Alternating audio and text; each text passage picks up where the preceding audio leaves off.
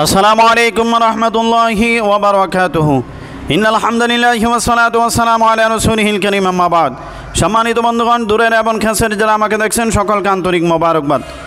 আশা করি সকলে সুস্থ আছেন। আলহামদুলিল্লাহ, আমিও সুস্থ আছি।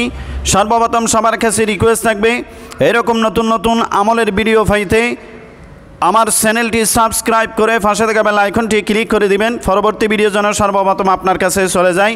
আর ভিডিওটি লাইক কমেন্ট শেয়ার করে অন্যকে দেখার সুযোগ করে দিবেন। যে আমলটা আজকে বলতে যাচ্ছি, সেই আমলটা হলো শত্রুকে দমন করার শক্তিশালী রুকায়া বা শক্তিশালী আমল। এটা এমন শক্তিশালী আমল, এটা যদি আপনি প্রয়োগ করেন তাহলে আপনি কল্পনাও করতে পারবেন না এটা যে এমনভাবে কাজ করে। কোরআনের কয়েকটি আয়াত, যদি আপনার শত্রু থাকে, এখন তো শত্রুর কোনো অভাব নাই, বাড়িতে শত্রু, ঘরে শত্রু, সমাজে শত্রু, দেশে শত্রু, সমস্ত শত্রু থেকে শত্রুকে দমন করার জন্য, শত্রু থেকে নিরাপত্তা করার জন্য এই আমলটা করে দেখেন, ইনশাআল্লাহ আশা করা যায় আপনি উপকৃত হবেন, শত্রু থেকে মুক্ত থাকতে পারবেন।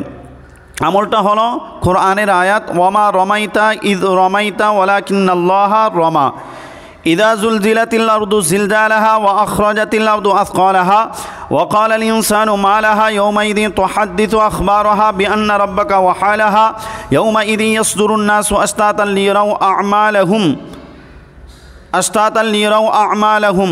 এতটুকু পর্যন্ত পড়ে আপনি কিছু মাটি নেবেন, মাটি নিয়ে এই আয়াতগুলো পড়ে আপনি ফু দিবেন, দম করবেন মাটির উপর, মাটিগুলো শত্রুর দিকে নিক্ষেপ করবেন, অথবা শত্রুর ঘরের উপর নিক্ষেপ করবেন, সালের উপর, অথবা শত্রুর দিকে নিক্ষেপ করবেন।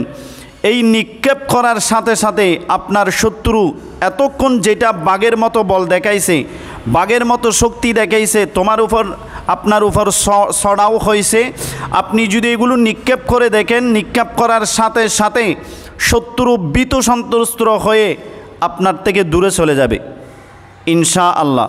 আসসালামু আলাইকুম ওয়া রাহমাতুল্লাহি ওয়া বারাকাতুহু।